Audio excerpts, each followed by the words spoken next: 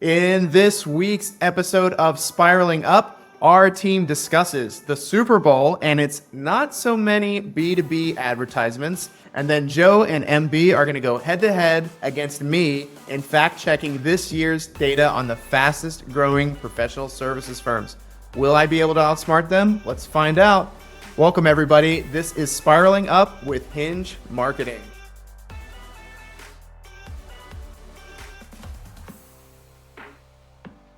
Welcome to Spiraling Up, the marketing podcast that puts a playful twist on the usual marketing podcast. If you're a marketer or business leader in the professional services world, then welcome. You are in the right place. Each episode, we're going to cover notable stories in the world of marketing, as well as we are going to invite leading voices in the industry to play games and share their honest insights on what works, what doesn't work, and what's next in the world of professional services marketing. Welcome to this episode. MB, Joe, I'm happy to be on this episode again with you guys. Welcome to another one of our first episodes of Spiraling Up. How are you guys doing? Doing good. Made it to another day. Yeah, well, I was just excited to hear that we're having leading voices. And since we don't have a guest today that inherently allows me to claim being a leading voice, I will add that to my headline on LinkedIn probably within the next 2 hours. I love that. You know what? I added it up before the episode. I think between the three of us, we've got over 24 years of experience in professional services marketing. I think that that'll do for today. But yeah, you're right. We're gonna I'm one third of a leading voice. Yeah. Yeah, in future episodes here, we're going to be talking to people from various industries, leading consultants in different spaces, different specializations. So yeah, stay tuned. We're really excited for that. But let's turn to today's pivotal story. MB, why don't you tell us about this week's pivotal story and what we're doing? Yeah, Austin. So let me start just by explaining a little bit about what pivotal stories are. So in this segment, our intent is really to explore the intersection between business and culture, where we uncover key moments and trends that are shaping our world and how they're impacting the marketing landscape today. So we're going to be talking about things like dissecting current events, analyzing consumer behavior, and extracting actionable insights that you can use to elevate your marketing game. So this week, we are talking about all things Super Bowl. And I know for you guys, Super Bowl Sunday, it's all about football. For me, we know, I love a good halftime show. But as marketers, I think that, we can all really appreciate the creativity and the strategic thinking that goes into a lot of these high profile Super Bowl commercials. So let's get into it. What were the ads that stood out to you guys the most this year? Oh, good question. The one that comes to mind right off the bat, and this is probably mostly because of my undying love for Baja Blast Zero, which is, in my opinion, the overall number one seed of soft drinks, is the Taco Bell Seal, where he's Seal the singer is superimposed on an actual seal, and he starts singing his ballad. It's been transitioned to be Taco Bell themed. Honestly, the world would be a better place with more Seal. If we're being honest, he could just sing. He's like Morgan Freeman, where it's like you want him to narrate your life. Seal, he should just sing to me on a daily basis. Real talk, the only thing that I thought after I watched that commercial was that is going to give my kids nightmares for sure. That's a dark look into how my mind thinks, is causing children nightmares. So, go. Austin, you up? Yeah, I mean, I think I'm on your children's nightmare theme as well. My favorite was the Tostino's pizza rolls commercial, mostly because I love Tim Robinson and Sam Richardson. They're two comedians that make a show on Netflix called I Think You Should Leave, which I highly recommend. I do recommend this show to a lot of friends. It's not for everybody, but wow, seeing them in a Super Bowl commercial brought a lot of delight to my heart. Even if that commercial also with like a little alien that was there may have been a little awkward for some kids and families as well too. Especially I think they released a separate like internet only version, which is like a little bit more intense. But no, creative, clever, and had my two favorite celebrities in there. MB, what about you? You're up, MB. I thought that was a good one. I liked the Michelob Ultra pickleball commercial. I thought that was just like it was funny, but not too slapstick funny, kind of clever. So that was a good one. But the one that just like totally stole the show for me was the Nike ad, "You can't win, so Yeah. win." I just thought the delivery was just absolutely iconic, and it was a great example of purpose-driven marketing. After the Super Bowl, they interviewed Nike's chief marketing officer, Nicole Hubbard Graham, and not a direct quote, but she was basically talking about, how the Nike brand, it wasn't built on Google ads or Google Right. clicks. It was, it's really built on feelings and, big, disruptive, irreverent, emotional ideas. And I thought that they really executed on that. And I think when you can connect with your audience on that deeper level, being able to do that, you are able to create that positive brand perception, which obviously like ultimately leads to the brand loyalty, which is the goal. So Yeah, yeah, yeah. And that was their first commercial in a long time, right? In terms of a Super Bowl spot. yeah, 27 years. So they haven't done a Super Bowl ad since 1998. I know, I was surprised by that That's too. outstanding. I did not know that at all. Yeah, seriously, because I mean, you think Nike being synonymous with football all the time, right? Right. But I think the purpose angle there, Nike's definitely embraced that in the last decade. But and especially right now with lots going on, that it was very timely Hmm. an advertisement. But one of the things when we were talking about what this pivotal story section should be this week in this podcast was we just rattled off a bunch of different commercials. We didn't really say like let's make sure one's B2B, one's B2C, things along those lines. And one of the things that was super interesting to us when we were talking about this segment that it's in its entirety was an article recently. Vanessa Chin penned something for. She penned an article for Adweek on their website. That's making the case for why B2B should try to buck that trend. Why there's actually a place for that style of advertisement to make its appearance on the biggest stage. Few of those reasons that she cited, some of them probably the obvious ones: 120 million plus eyes on it, TV and streaming, and I believe this was actually the most watched Super Bowl of all time. NFL could not be a hotter ticket, and you add in, like you said, NBA, the reasons people watch the Super Bowl. They're not always football. Right. They are things like commercial. They are seeing what's going to happen in the halftime show. How is Drake going to get dissed this time? Oh God. We Poor Drake. He's having a rough go. That's But yeah, I mean, there was another reason though, and now if we're trying to really resonate this to professional services, she referenced a study that was conducted by Bain and Google, two big names, that found that B2B buyers will make a list of vendors at the beginning of their consideration search. And that list that they then bring into the evaluation, the interview process, 90% of the time, that list will contain the ending choice. The group that they select will come from that original day one list.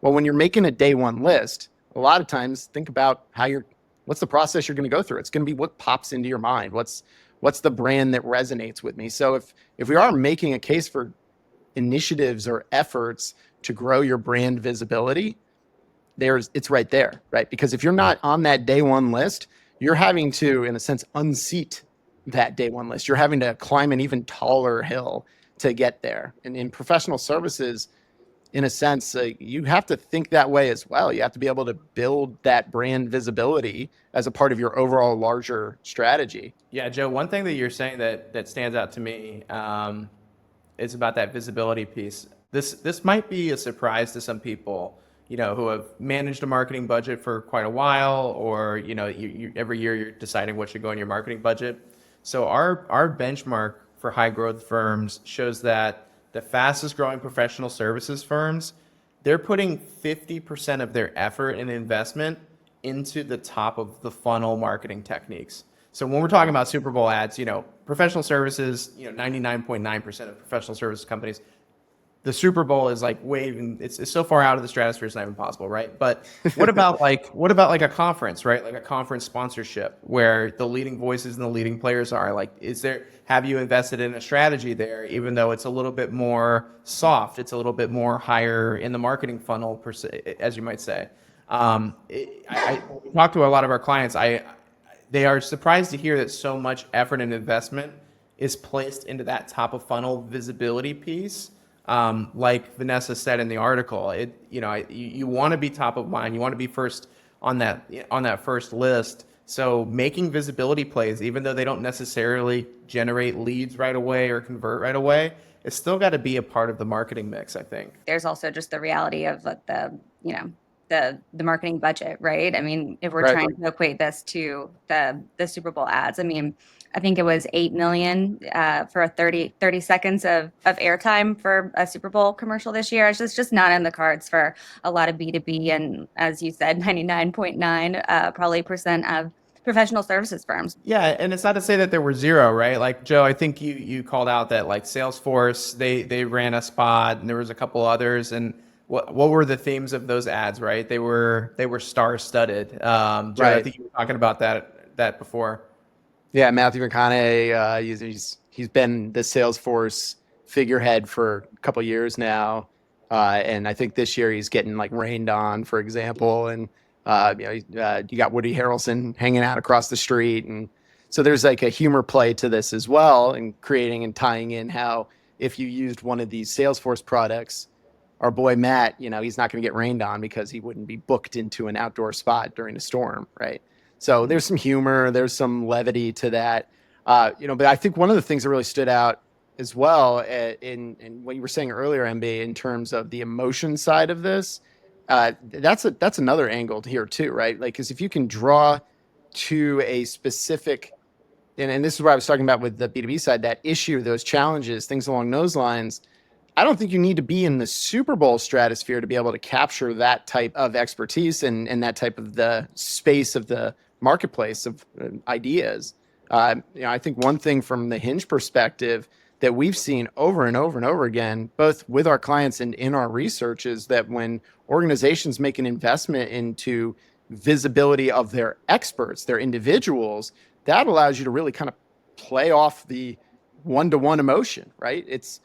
You're not the big brand anymore. You're Austin McNair, you're Mary Blanche, right? I mean, there is a connection piece there that can help make and seal the deal when somebody's going through and thinking, who are the experts in this space, or who's the person who's talking on this issue these days? And when we go back to that larger discussion point about being on that day one list, that's an angle that doesn't cost you millions upon millions of dollars to build. Organizations in the professional services space, I mean, if you're not content marketing right now, you're not marketing, right? I don't think I need to explain that to anybody who's going to listen to this podcast. But start to brand those efforts around individuals, around experts.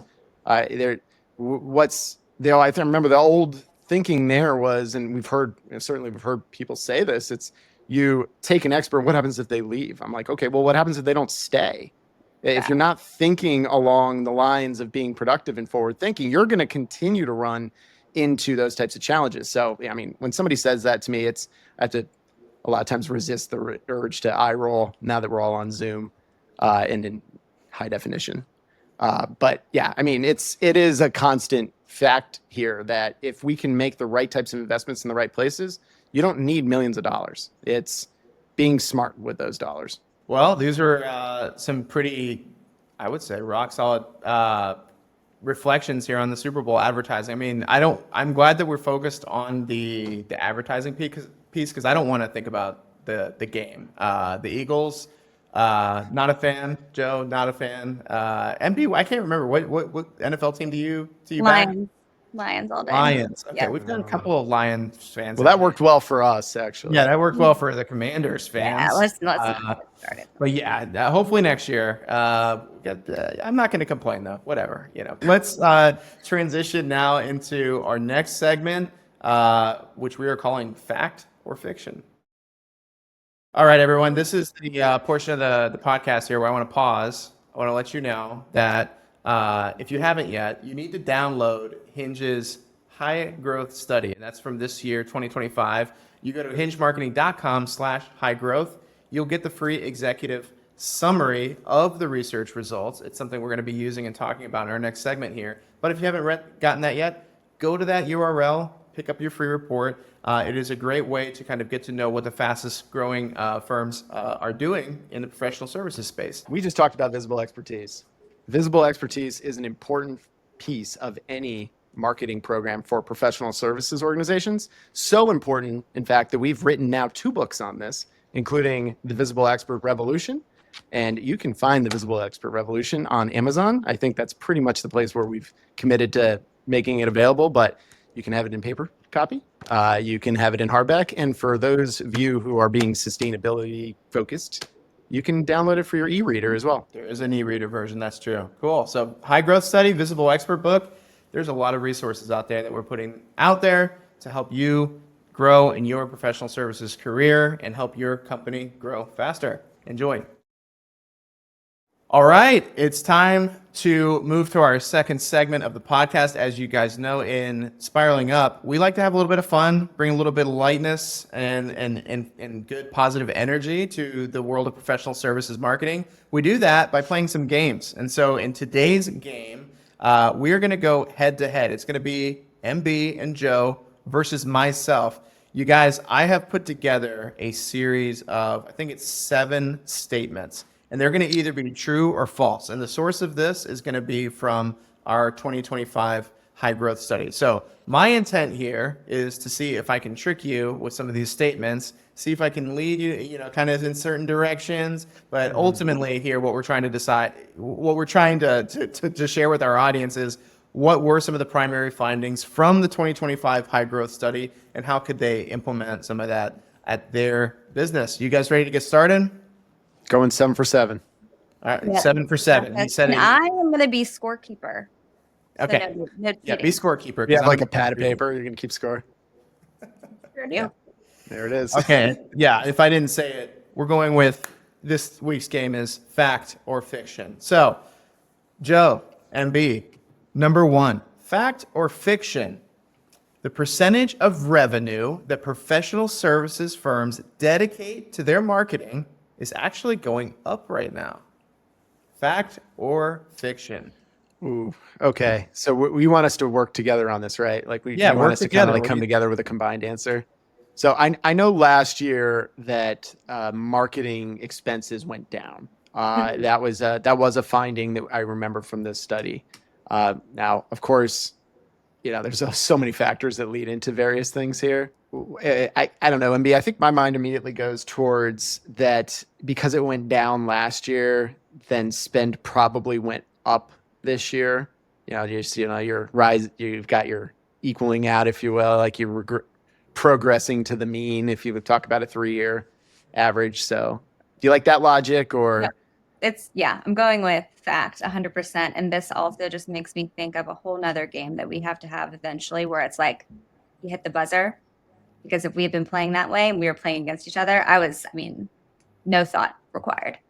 Oh, so you were fact from the start. Okay, yeah. We're going 7 for 7. MB is confident. I think we're supposed to say final answer. Is that okay? Final answer is in. So you guys, what I'm hearing you say is there's a bounce back here in terms of marketing spending. You guys were right that last year marketing spending was down. However, you were wrong. Because it continued to stay down in 2025.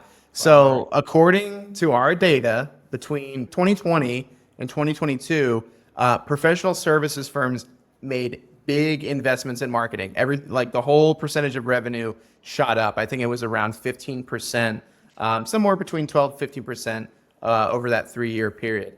But then last year, big pullback, and actually it has stayed down at those levels for this past year as well. So actually, I'm 1 for 1. I tricked you guys, but I'm more curious. What do you guys think? I know there's a lot of marketing directors out there that are trying to advocate for more marketing dollars right now. What kind of advice do we typically give when marketing directors are trying to fight for more, a larger percentage of money to come their way? Yeah, it's a good question. I mean, other than being able to point to things like the high growth study and some of the various ways of which organizations are getting the best bang from their buck in terms of efforts or channels, tactics, elements along those lines. It's a big reason why we make such a commitment to developing these types of content pieces and putting them out into the sphere of words and thoughts. But I mean, a few that come to mind certainly are that just because times may change. I mean, you talk about that bubble, if you will, if we're going to use that term. I think a major piece of that was, of course, the influx of money that was being pushed into the marketing space through things like PPP loans and other areas, right? So, you get that type of experience, you get that type of element, but it doesn't change the fact that organizations are going to need to put themselves out there, market themselves. The space can't be getting even more competitive than it is. You've got challenges of differentiation, you've got mergers and acquisitions running rampant, and M&A, although a way to grow an organization, is not a marketing tactic, right? And it's also not realistic for a good portion of people and organizations. So you can't just expect to think that if you don't put any time or thought or money into this, that you're going to see results. Generative AI, that's the big topic right now, right? In terms of where SEO was king for a while, and now you're seeing editorials saying SEO is dead. So there is still a place for marketing investment if I'm answering your question, and also touting the fact that you've got agencies like ours that understand this space, and we're capable of helping you get there. Definitely. MB, any other thoughts for you? I mean, I know you've talked to a lot of our clients over the years about how they make investments in marketing. I mean, have you noticed any kind of particular challenges that clients are typically having when it comes to advocating for more marketing dollars? Yeah, well, first I think I have to taper my confidence a little bit because I was really, really sure of my answer. So congrats on the first point. But no, I think, with the clients that we have, I think one of the reasons I was, so surprised is because, from an account perspective like for Hinge, we are continuing to build into these accounts with a lot of the retainer based model that we have around like the different digital content creation. And so we're seeing a lot of success there. So I find it very, very interesting that that's, it's a little different than what the research At is the showing. global That's level. yeah, right. Yeah. Yeah, I mean, one kind of to put kind of tie a bow on this. I mean, if you're looking for any kind of advocacy or point or research statement to kind of back up advocating for more marketing spend, our high growth study validates that high growth firms actually spend more on marketing than slower growing companies. So there is a correlation there between the companies that are paying attention more, they are investing more, they are going deeper, like you're saying, MB, into kind of the content marketing space and really taking it levels deeper. There is a correlation there between those and the companies that are growing faster. That makes sense. That Yeah. makes sense. All right, so it's 1-0. Did you guys think I was going to start off with a lie? I'm kind of a tricky guy, so don't try to don't think of it like Read that. into it. Yeah. Don't yeah. It's like maybe I did make maybe these are all going to be lies. We'll see. All right, fact or fiction? Creating content is the top marketing priority of 2025 for high growth firms. Let me give you a little bit of color commentary here. Here's some other options that might be the number one answer. Outreach for speaking and writing, developing thought leaders, social media marketing, and brand differentiation. So there's four other options for you. And then what I'm saying is that content marketing was the top priority of high growth firms. What do you think? Fact or fiction? I kind of like the last one, if I'm being honest, the brand differentiation as a concern. I mean, content marketing is obviously an extremely important piece. We talked about it a few times already in this episode. Also, I don't trust you at this point. You're just going to keep giving us false ones to make us look bad. So, MV, what do you think? I was feeling good about content marketing until I heard the last one. Now I'm not sure. No, I feel confident it's not the middle three. So what do you think? Yeah, let's go false. False. All right. So it's going to be 2-0, my direction here. Content creation actually is the top marketing priority of 2025. And I did kind of a reverse order there. Number 2 on the list was brand differentiation, followed Ah, by social media marketing. Developing thought leaders was 4, and then outreach and speaking and writing was number 5. Yeah, this has stood out to me in previous years as well, because I think in the 2024 study this was also the number 1 answer. Brand differentiation. If you kind of look back a few years in our research, this is a 10-year-old study, by the way. So we've been doing this for a while. The brand differentiation was number 1 for quite some time. And we did talk, as a marketing agency, especially like how do we help companies differentiate themselves? We've entered a period now, though, where I think that as far as like a non-negotiable marketing priority for high growth firms, it starts with the content. And then you can even fold in the layers of those other options I gave you. Like, how do we make content, for example, that is differentiated, that is a little bit different? How do we make content that does develop our thought leaders and kind of raise their expertise, of the visibility of their expertise? But yeah, content marketing is the number 1 priority. You guys have any thoughts on that? well, I think you've kind of laid it out there. And okay, here's my question. Since you've got the data right in front of you, what was the gap between content and brand differentiation? Okay, so you're asking about the gap between the two. Number 1 and 2, if you will. Yeah. It was about 5 percentage points. So it wasn't it wasn't a huge gap. It wasn't a small gap. It's interesting. We'll put the chart on the screen for people, but it kind of just goes down about 3 to 4 percentage points from content creation down to brand differentiation, down to social media marketing, and from there. So yeah, those were the top priorities for the high growth firms this year. But I think it's also just, I mean, we're obviously picking at various elements here, but everything that you referenced and everything that you can see on the screen is important. Like, these are the top ways that organizations are utilizing as a part of their marketing apparatus, if you will. All right, so it is 2-0. Let's see if I can keep this going with my tricky fact or fiction questions. So, Joe and B, fact or fiction? Unpredictability in the marketplace is the number 1 business challenge of professional services firms. So similar to the last one, let me give you a couple of alternatives that were at the top of the list. Increased competition from new competitors was within the top 3, as well as incorporating AI and automation into your business. But my statement is saying that the number 1 is unpredictability in the marketplace. What do you guys think? Fact or fiction? I was gonna say a truth. It's fact. It's a fact. Yeah. I lean that way too. I think Yeah. unpredictability, you've got plenty going on in the marketplace right now. That would make sense. Obviously, these are the top 3. AI, big talking point.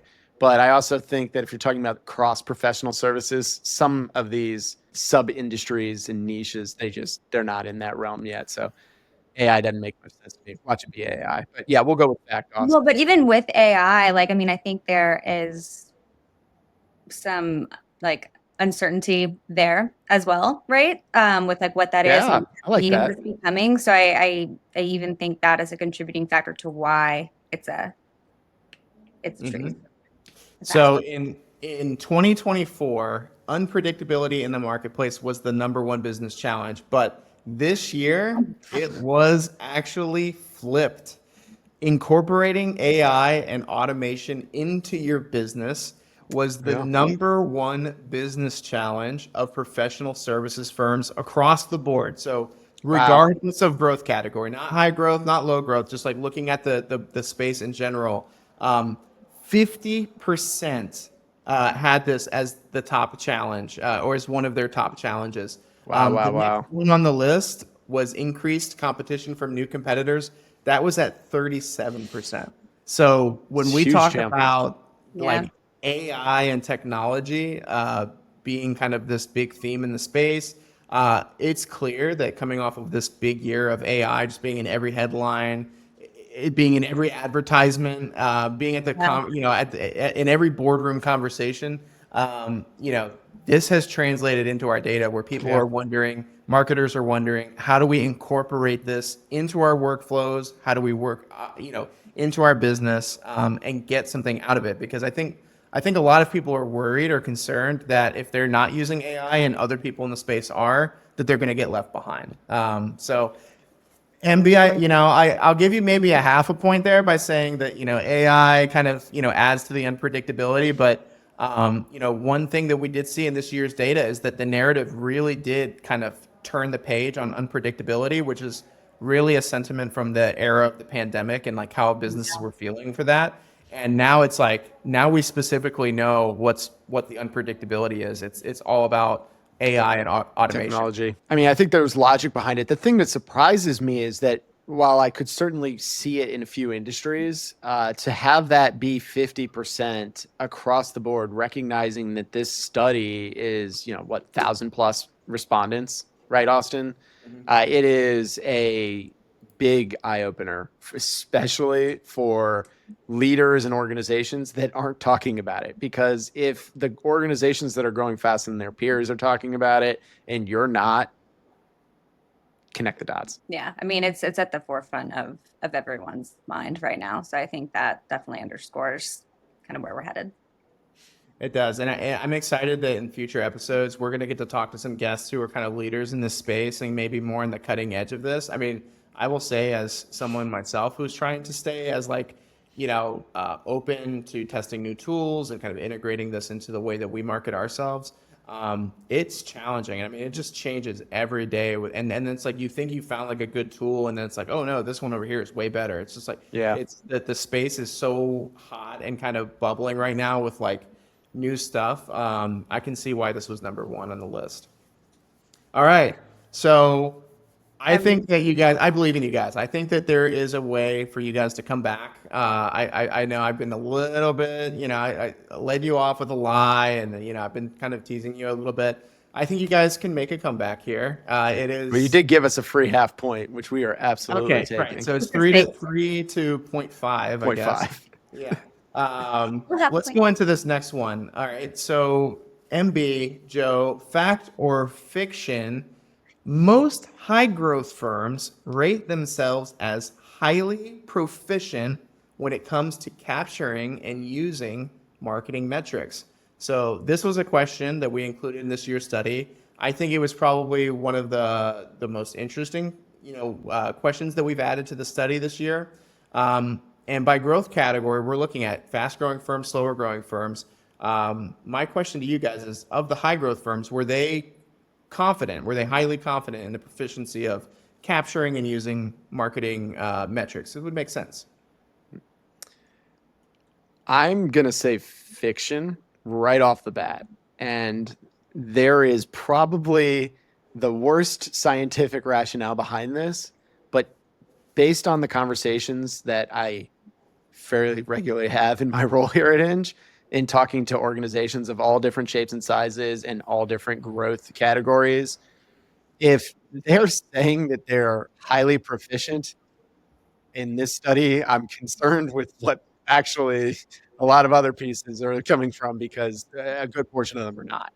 And if they feel like they are, the actual results that they're getting from it aren't very solid. And we just see that across. It's one of the biggest things that we're helping clients with on an ongoing basis, is helping them develop that proficiency and unifying efforts at top end of the funnel all the way down to the bottom. So clearly I'm very passionate about this. So MB, talk me out of it.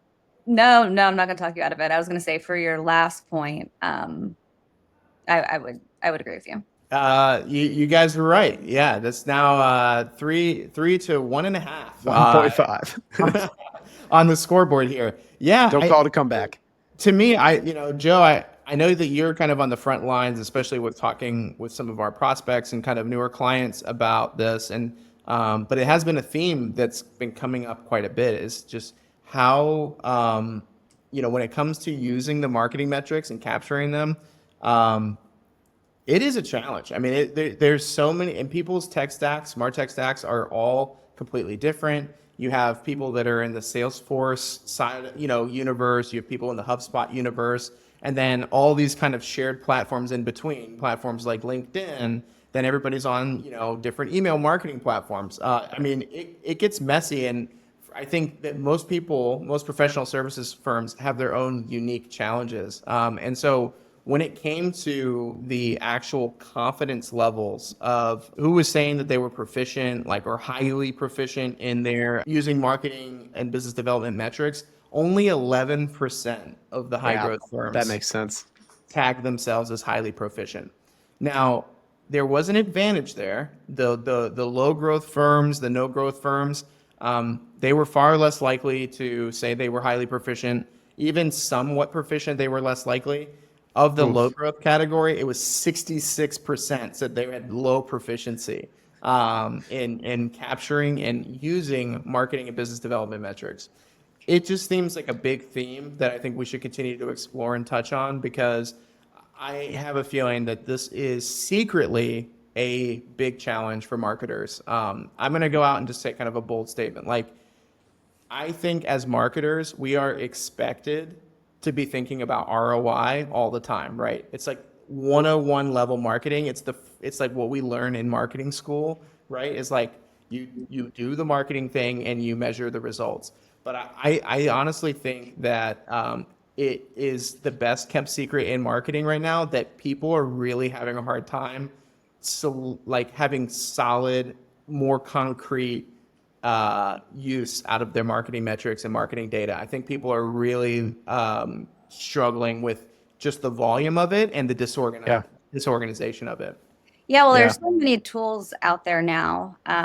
It's kind of hard to know, which one to go with, or which has, the most accurate data. And I think one thing that we're seeing a lot of too is that, because there are so many systems like built within an infrastructure of an organization, they're siloed, and the data isn't all necessarily talking to one another. So, when you can create an environment where you have an ecosystem of tools that are all speaking to one another, and then using that to create the dashboards to give you those marketing metrics. I mean, that's the gold. Yeah. So, Yeah. one of the ways that when we did this part of the research, one of the interesting things we did, we first had people rate themselves, on a scale of 1 to 10, which is where we land the highly proficient, somewhat proficient, or low proficiency. If the companies said that they were in that low proficiency category, we actually gave them a verbatim box. And we just said, why did you give that answer? Like, why did you say that you feel like you have a low proficiency?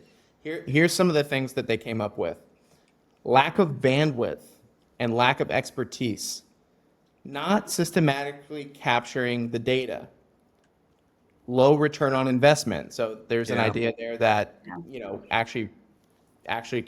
paying attention to your marketing mix or marketing metrics is not worth the time. Um, we also had someone saying the data is not accurate or reliable.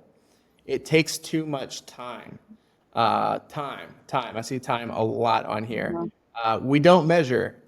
We don't have time. It's just a lot of the same It's so answers.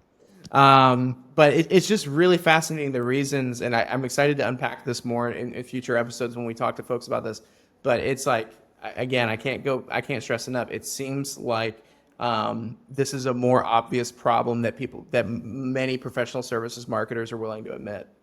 Yeah. It's the time thing is so crazy, right? Because in concept, if you're using these types of tools, getting this data and information should be faster. Mhm. It should be at your fingertips. It should be going through the dashboards and graphics that are promised to you by the numerous SaaS organizations that we've referenced, and some of which can afford Super Bowl ads. But what this, to me, like you said, shines a big light on is probably opportunity.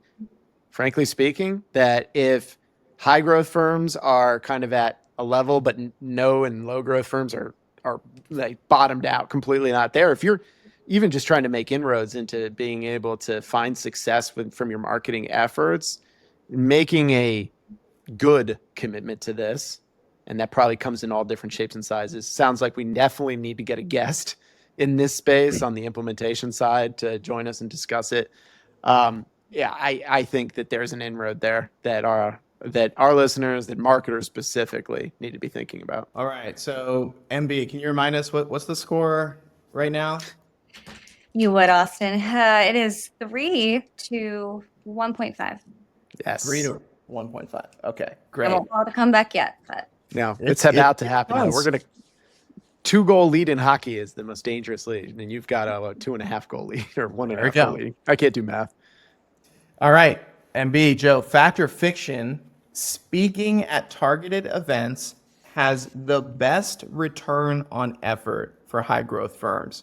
So all of the marketing techniques that we ask companies about what they do, how much effort do they put into it, and then also how much impact they get back from it. My statement is that the number one marketing technique on that list is speaking at targeted conferences. What say you? Fact or fiction? do you give us other Yeah, ones? are we getting the top 3? Top 3 I don't have, but some other examples would be things like social networking on social media, email marketing. I probably should have had a top 3 here to confuse you guys. Nah, So, you're good. considering I don't have the top 3 ready for you guys, what do you guys think? Fact or fiction? Since you don't have the top 3 ready for us, I really definitely lean towards the fiction angle, especially since you've now given that would probably be the 4th of 5 fictions, and you seem to be playing that role today. I'll give you another think answer. I don't have an alternative for you. This is kind of my statement. Is it fact or fiction?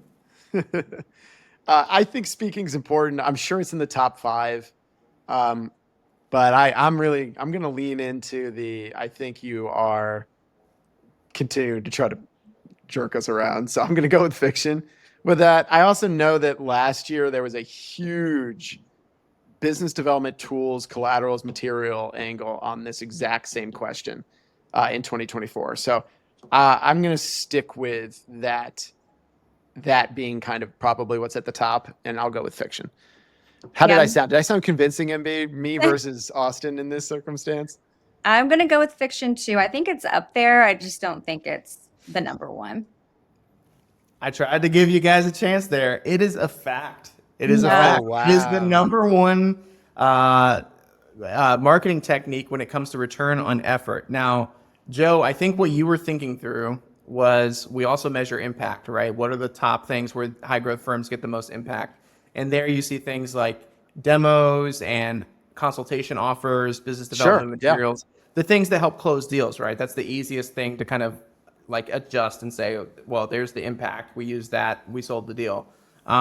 Speaking engagements was the number one thing when it came to return on effort for high growth firms. I think it just goes into the nature of what it means to be an authoritative voice and to be in a space of people that are relevant to the buyers that you're trying to get in front of. And if you have that combination of like you're speaking directly to a challenge that your buyers have and you're in a position of authority, it works really, really well. And I think it stands behind kind of like that strategy, that overall strategy of having thought leaders at your company be a part of the marketing program. So Sure.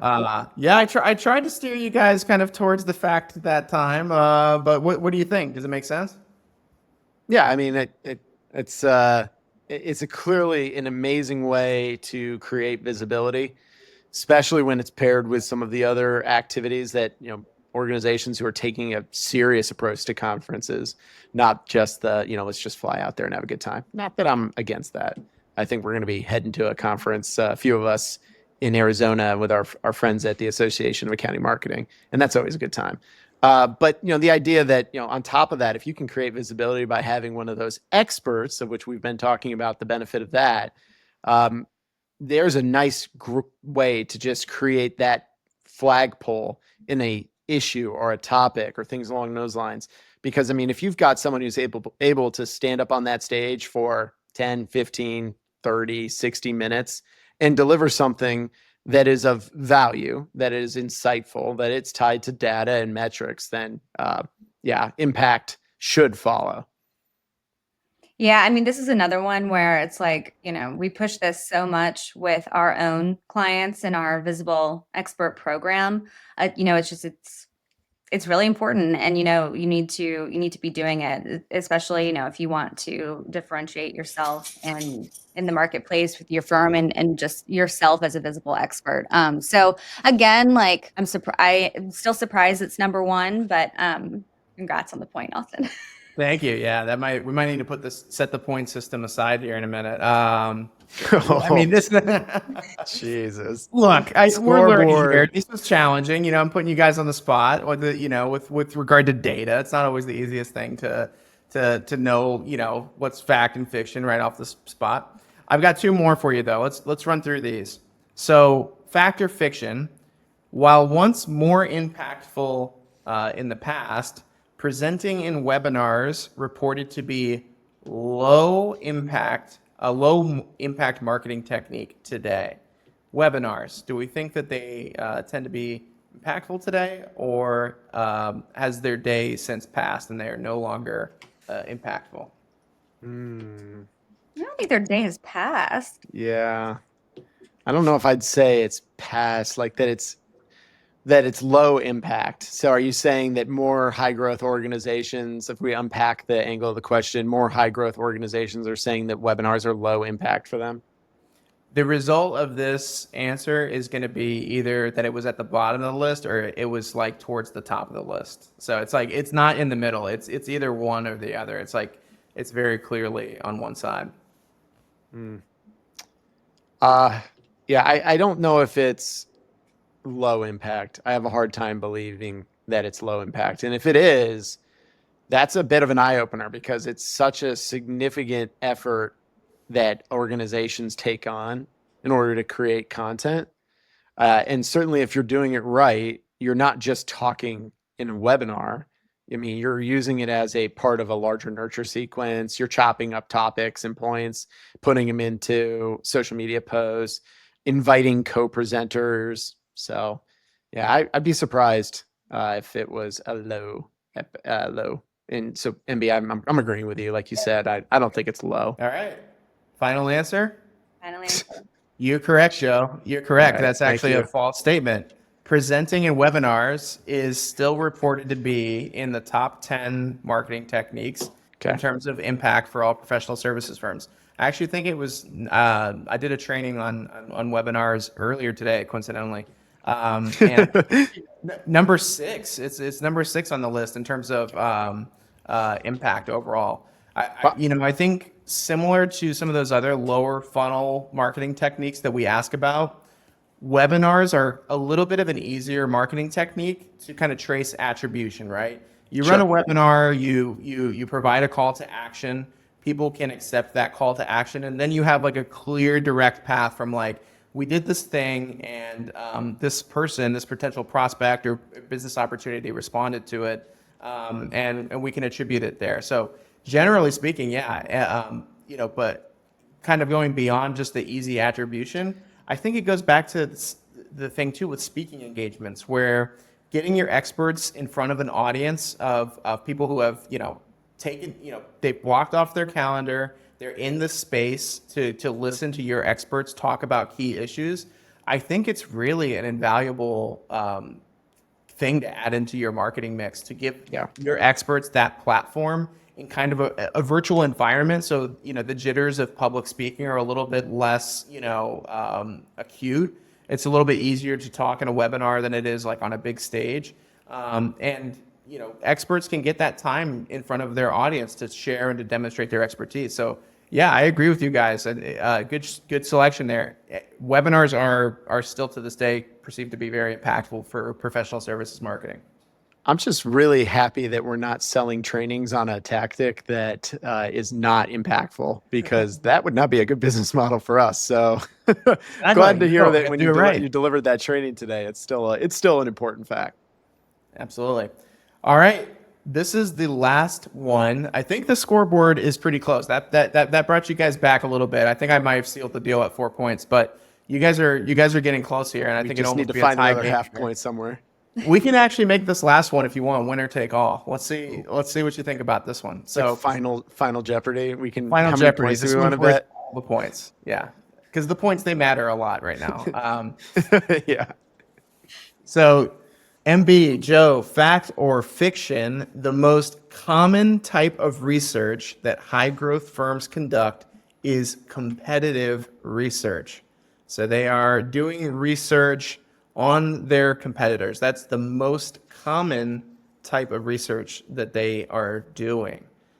Some alternatives to that would be client research, SEO, marketplace research. There's a few others on that list, but I'm saying that the competitors, that's what the high growth firms are focused on. What do you guys think? Fact or fiction? Oof. MB, what do you think? Where's your mind go right off the bat? Because clearly, when I've tried to steer us, it doesn't always go in the right direction. I mean, I was thinking like brand visibility over competitor. Like, what do our clients think of us, or what does the marketplace think of Right. us versus Yeah. what does somebody else look like? Oh, I love that Austin's nodding. That's a good sign. He's giving us the cue. Maybe gave it away. I think he might have We're on given the it right- away there. This is why this needs to be a video podcast as opposed to us just talking, because the viewer right now would have missed Austin nodding along to your very well thought out point there, MB. I'm going fiction. It is not the top way that organizations are researching, or high growth organizations are researching. All right. If that's the final answer, then yeah, you are correct. That is in fact fiction. I should have just been watching you the whole time. I could have probably gotten more of these right. You definitely would have. Instead, I'm staring off into the distance. A couple of questions ago, I was like giving you like the answer, and you weren't looking. No, yeah, the most common type of research for high growth firms is actually when they're focusing on their clients. It's the client All research. right, so we got it. I think that is like a mentality shift, right? Like the mentality, like MP was saying, it's like thinking about your own buyers, thinking about your own clients, understanding them. There is a correlation there between the high growth firms and the ones that are prioritizing that. So yeah, you got it. I mean, anything else to say there, kind of on the distinction there about where? I mean, I guess one thing I would say is like it's not that competitive research is not important. Like that was still high up on the list. And as you know, when we do research projects, we also factor in the competitive analysis as part of kind of the overall research project. But I think the non-negotiable in the process is understanding your own buyers, understanding your own clients, and not taking that for granted, or not taking their perspectives for granted, and learning as much as you can from them. Anything else to add there? I mean, the competitive space shifts so often that while I think competitive research has a good place, whereas asking questions of our clients and where do we stay in the marketplace and in their perspective of the types of buyers we care about is going to carry more, just logically is going to carry more value. And as we know, organizations that grow faster than their peers, they typically do things that are going to carry more value, hence the reason they make more money and have higher profitability. So yeah, I think we probably talked ourselves into it with the assistance of your nonverbal cues. Please continue next time we play a game like this to not make us look the way we look today. But no, yeah, I mean, I think that we makes put sense. all the points on that last question. So you guys won. I got to have my fun. I got to be a little tricky. Thanks for participating with me, you guys. I mean, but this is this is kind of the way that we want to approach this podcast. Let's have a little bit of fun. Let's gamify, some of the data, some of the findings. And I'm excited that in upcoming episodes, we're going to get to do that. We're going to get some perspectives from some other leading voices. We may also do some other podcasts with just the three of us again, or some other Hinge experts that, are, totally, in terms of their space, their industry, or their specialization. They're, masters of their craft. So I'm excited to run more episodes with you guys. I want to thank you for participating in today's episode, and to all those listening, thanks for listening. This has been another episode of Spiraling Up, and we'll see you on the next one. Thank you.